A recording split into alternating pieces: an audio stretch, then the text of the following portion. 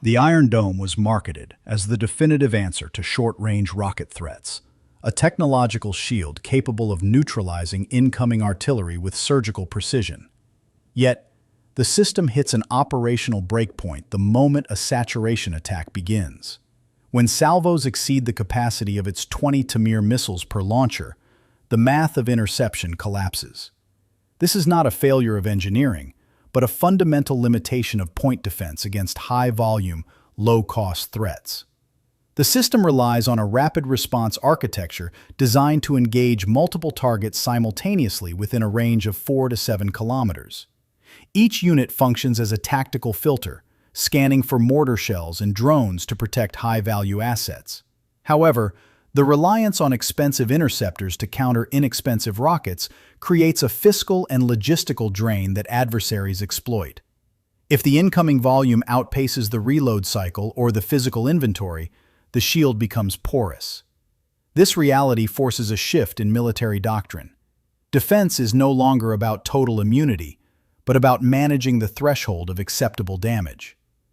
We have entered an era where even the most sophisticated tactical systems are perpetually one salvo away from being overwhelmed, proving that no wall is high enough to ignore the economics of attrition. The Iron Dome represents the modern operational breakpoint for point defense, where even the most sophisticated engineering hits a hard wall of physics. Developed by Rafael Advanced Defense Systems, this Israeli platform has served as the global benchmark for intercepting short-range threats since 2011. Each battery functions as a highly automated shield designed to neutralize rockets, artillery, mortar shells, and drones, regardless of weather or visibility. The system relies on a launcher configuration holding 20 Tamir interceptor missiles, each engineered to engage targets at a range between 4 and 7 kilometers. With a top speed of Mach 2.2, these interceptors provide a rapid response capability, allowing the system to track and engage multiple incoming threats simultaneously across an operational area of approximately 150 square kilometers. The performance implications of this design reveal a critical tactical paradox. While the system maintains an exceptionally high success rate against sporadic or low-volume attacks, it faces a fundamental saturation vulnerability. Because each launcher is constrained by its 20-missile capacity, the system is mathematically susceptible to being overwhelmed by massive simultaneous salvos. This reality forces a shift in how we perceive defensive efficacy. The Iron Dome is not an impenetrable barrier, but a resource management tool that operates under constant pressure. When the volume of incoming fire exceeds the system's intercept cadence, the defensive architecture inevitably reaches its functional limit, exposing the protected zone to impact. This operational reality defines the current value of the platform. Beyond its primary role in Israel, the system's components have been integrated into the defense architectures of the United States, the United Kingdom, Canada, India, and several European nations. Its utility lies not in absolute invulnerability, but in its ability to provide a cost-effective, reliable layer of security against localized saturation. However, as adversaries increasingly adopt low-cost drone swarms and high-density rocket tactics, the Iron Dome serves as a stark reminder that point defense is a game of attrition. The system highlights the necessity of layered strategies, proving that even the most capable hardware requires integration into a broader, more resilient network to survive the realities of modern, high-intensity conflict. The M1 Patriot represents the backbone of Western air defense, deployed across 37 nations since 1984. This mobile surface-to-air system operates with a maximum engagement range of 160 kilometers for aircraft and helicopters, while its PAC-3 variant reduces that range to 35 kilometers but adds kinetic hit-to-kill capability against ballistic missiles. Each launcher accommodates 12 legacy missiles, 4 PAC-2 interceptors, or 16 PAC-3 missiles, with the AN/MPQ-65 radar providing target acquisition and tracking across multiple simultaneous engagements. The performance implications expose the system's fundamental cost-effectiveness dilemma. Each Patriot battery costs approximately $1 billion to deploy, while individual interceptor missiles range from $3 to $6 million per shot. This economic reality creates a perverse tactical equation where adversaries can potentially exhaust defensive resources using significantly cheaper offensive munitions. The system's older radar architecture also imposes coverage limitations, requiring multiple batteries for comprehensive 360-degree protection. Against modern threats like hypersonic glide vehicles or coordinated drone swarms, the Patriot's engagement timeline becomes critically compressed, forcing operators to make split-second decisions about target prioritization under extreme resource constraints. Despite these limitations, the Patriot remains operationally indispensable for NATO and allied forces.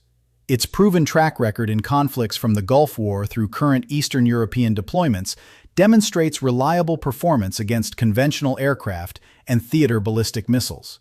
The ongoing PAC-3 MSE integration and lower-tier air and missile defense sensor rollout address some radar and engagement envelope deficiencies, extending the system's relevance against emerging threats. However, the platform's true value lies in its role as a bridge technology, providing essential defensive coverage while militaries develop next-generation solutions. The Patriot's widespread deployment creates interoperability advantages and shared logistics networks that enhance collective defense capabilities, even as its operational costs and technical constraints drive the urgent need for more economical, adaptable air defense architectures capable of addressing the evolving threat landscape. THAAD operates where conventional air defense reaches its operational ceiling. This terminal high-altitude area defense system intercepts ballistic missiles at altitudes up to 150 kilometers, functioning in the exosphere where atmospheric drag becomes negligible. With interceptor speeds reaching Mach 8.24 and engagement ranges extending 200 kilometers, THAAD fills the critical gap between lower-altitude Patriot systems and strategic ground-based interceptors. Each battery deploys 48 kinetic kill vehicles across 6 truck-mounted launchers, supported by AN/TPY-2 radar, capable of tracking targets at distances exceeding 1,000 kilometers. The system's exoatmospheric interception capability addresses a fundamental weakness in layered missile defense. Traditional point defense systems like Patriot operate within the atmosphere, where incoming warheads retain protective heat shields and follow predictable ballistic trajectories. THAAD engages threats in the vacuum of space, where kinetic impact destroys targets through pure collision energy rather than explosive fragmentation. This hit-to-kill methodology proves particularly effective against separating warheads and decoy packages that confuse lower-tier interceptors. The system's radar discrimination capabilities can distinguish actual warheads from debris, providing crucial target identification data to downstream defensive layers. However, THAAD's specialized role creates significant operational dependencies. Each battery costs over $2 billion and requires extensive logistical support, including specialized transportation for the massive radar arrays and continuous technical maintenance. The system cannot engage aircraft, cruise missiles, or short-range rockets, making it entirely dependent on complementary defensive systems for comprehensive area protection. Its effectiveness against maneuvering re-entry vehicles or hypersonic glide vehicles remains largely theoretical, as these threats can potentially exploit the system's engagement geometry limitations. For military planners, THAAD represents both a crucial defensive capability and a strategic resource allocation challenge. The system can protect entire small nations or major urban areas from medium-range ballistic missiles, providing coverage that no single Patriot battery could achieve. Yet its deployment requires careful integration with existing air defense networks and substantial ongoing investment in operator training and system maintenance. THAAD exemplifies modern missile defense complexity, where technological sophistication creates new defensive possibilities while introducing operational constraints that demand comprehensive strategic planning and resource commitment. Russia's S-500 Prometheus represents the theoretical pinnacle of air defense evolution, designed specifically to counter threats that existing systems cannot engage. With a 600-kilometer range and 200-kilometer altitude ceiling, the S-500 claims capabilities that extend far beyond traditional air defense boundaries. Its 3 to 4 second reaction time cuts the S-400's response window in half, while its target set includes fifth-generation stealth aircraft, hypersonic missiles, and low-orbit satellites. The system's performance implications challenge fundamental assumptions about air superiority and strategic deterrence. Unlike previous air defense systems that focused on aircraft and ballistic missiles, the S-500 allegedly targets space-based assets and hypersonic weapons traveling at speeds exceeding Mach 5. This capability theoretically neutralizes stealth penetration tactics and emerging hypersonic strike weapons that bypass conventional defensive layers. The system's claimed ability to intercept Kinzhal hypersonic missiles suggests radar discrimination and tracking capabilities that surpass current Western defensive systems. However, the S-500's revolutionary claims remain largely unverified in combat conditions.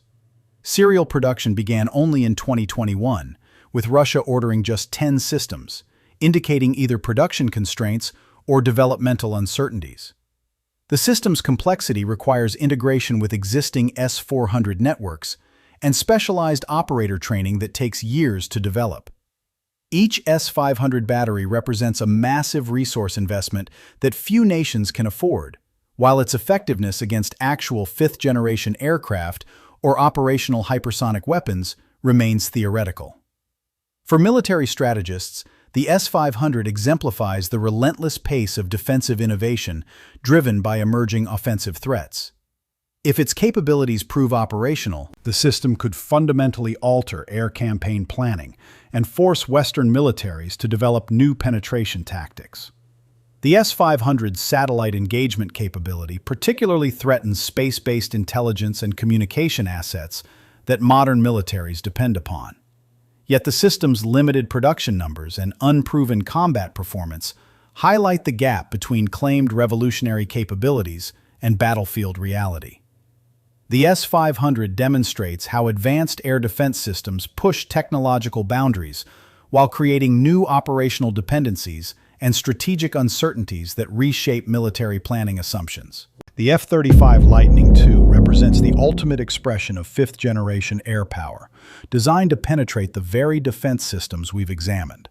With a maximum speed of Mach 1.8 and combat range extending to 2,500 kilometers, this stealth fighter embodies the offensive response to advanced air defense networks. The aircraft's radar-absorbing design and integrated sensor fusion create what engineers call information dominance, the ability to detect and engage targets while remaining invisible to enemy systems. Yet the F-35's revolutionary capabilities come with operational costs that challenge traditional air power economics. At $122 million per unit, each aircraft represents a massive resource commitment that limits fleet sizes even for wealthy nations. The jet's complex software architecture requires constant updates through the Autonomic Logistics Information System, creating dependencies on ground-based networks that can become single points of failure. Engine thermal management issues have forced flight restrictions during high-performance operations, while software integration problems have delayed critical combat capabilities for years. The F-35's stealth design fundamentally alters air campaign planning by enabling operations inside heavily defended airspace that would destroy conventional aircraft. Its sensor fusion allows pilots to coordinate strikes with ground forces and other aircraft through real-time data sharing, transforming isolated sorties into networked operations. The aircraft's nuclear capability provides strategic deterrence options that bridge conventional and strategic warfare domains.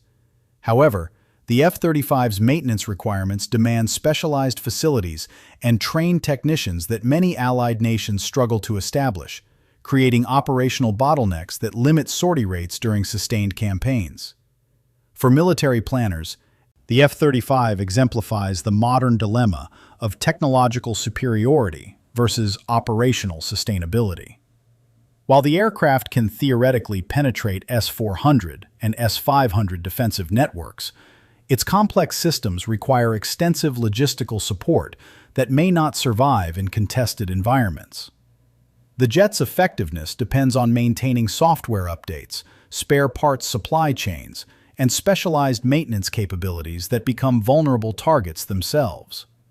The F-35 demonstrates how advanced offensive systems create new dependencies while providing unprecedented capabilities, forcing militaries to balance technological advantage against operational resilience in an era where both offense and defense continuously evolve to counter each other. The M1 Abrams carries a 120mm main gun and weighs 70 tons, powered by a 1,500-horsepower turbine engine that consumes fuel at rates approaching 2 gallons per mile. The latest SEPV3 variant incorporates composite armor upgrades and digital fire control systems, while the canceled SEPV4 has been replaced by development of the lighter M1E3 variant. With over 9,000 units produced, the Abrams serves as the primary battle tank for the United States, Egypt, Saudi Arabia, Kuwait, Australia, and Poland. The tank's operational footprint creates cascading logistical challenges that limit deployment flexibility. Each Abrams requires specialized heavy transport equipment that restricts bridge crossings and limits strategic mobility. The turbine engine demands continuous fuel supply lines that become vulnerable targets during extended operations. Maintenance requirements include specialized parts and trained technicians that must be positioned forward, creating additional supply chain dependencies. The 70-ton weight exceeds the capacity of many Allied nation bridges and transport aircraft, forcing commanders to plan routes around infrastructure limitations rather than tactical advantages. Modern anti-tank weapons have evolved faster than armor protection, creating vulnerability gaps that expensive upgrades struggle to close. Javelin missiles, drone-delivered munitions, and top attack systems exploit the tank's weakest armor zones while costing significantly less than the platforms they destroy. The Abrams' thermal signature and acoustic profile make concealment difficult against modern sensors, while its size limits maneuverability in urban environments where asymmetric threats proliferate. Electronic warfare systems can disrupt the tank's digital fire control and communication systems, degrading combat effectiveness without physical damage. The M1E3 development program acknowledges these operational breakpoints by pursuing weight reduction and enhanced survivability rather than incremental armor improvements. Military planners face the fundamental question of whether traditional heavy armor platforms can adapt quickly enough to counter evolving threats, or whether entirely new approaches to ground combat dominance are required. The Abrams demonstrates how even the world's most capable main battle tank must continuously reinvent itself to remain relevant, with each upgrade cycle costing billions, while adversaries develop countermeasures using commercial technologies and innovative tactics that bypass conventional armor advantages entirely. The Gerald R. Ford-class aircraft carriers represent the pinnacle of conventional naval power projection, designed to dominate global oceans. These supercarriers, displacing 100,000 tons and stretching 333 meters, are nuclear-powered behemoths capable of launching over 75 manned and unmanned aircraft. Their signature innovation, the Electromagnetic Aircraft Launch System, EMALS, promised a 33% increase in flight operations tempo compared to the Nimitz class, fundamentally enhancing strike capabilities and projecting unmatched force. The first ship, USS Gerald R. Ford, entered service in 2017, replacing the USS Enterprise, with 4 more planned to replace older Nimitz-class carriers by 2036. However, this immense power comes at an astronomical cost, exceeding $13 billion per ship, revealing significant operational breakpoints. The reliance on complex, unproven technologies has plagued the program. EMALS has faced persistent reliability issues, and the advanced weapons elevators have suffered extensive delays, directly impacting the carrier's ability to deploy aircraft and munitions efficiently. These technical hurdles mean that despite their theoretical capabilities, the Ford-class carriers struggle to deliver their promised operational tempo and readiness, requiring thousands of crew members to manage intricate systems that are still maturing. Furthermore, the very concept of a centralized, high-value asset like a supercarrier faces growing strategic challenges in a rapidly evolving threat landscape. While designed for global reach and as a symbol of power, its sheer size and cost make it a disproportionately valuable target. Modern anti-ship missiles, including advanced hypersonic variants, present a significant threat, capable of disabling or sinking such a platform with a fraction of the investment required to build it. This vulnerability forces a re-evaluation of traditional naval power projection, where a single massive asset can be rendered ineffective by a comparatively cheaper distributed threat. Competing nations like China and the UK are also developing their own carrier fleets, intensifying the naval arms race. The Ford class thus embodies a critical paradox. The ultimate expression of naval might simultaneously highlights the limits of traditional force projection against evolving asymmetric threats, demanding constant re-evaluation of its strategic efficacy and the immense investment it commands. The Ohio-class submarine represents the extreme end of the military capability spectrum, moving from the visible power of carrier groups to the invisible reality of nuclear deterrence. Measuring 170 meters in length, with a submerged displacement of 19,000 tons, these vessels are among the largest submarines ever constructed. The primary armament for the ballistic missile variants consists of 24 vertical launch tubes, designed for the Trident II Delta V submarine-launched ballistic missile. Each missile can carry multiple independently targetable re-entry vehicles with thermonuclear warheads.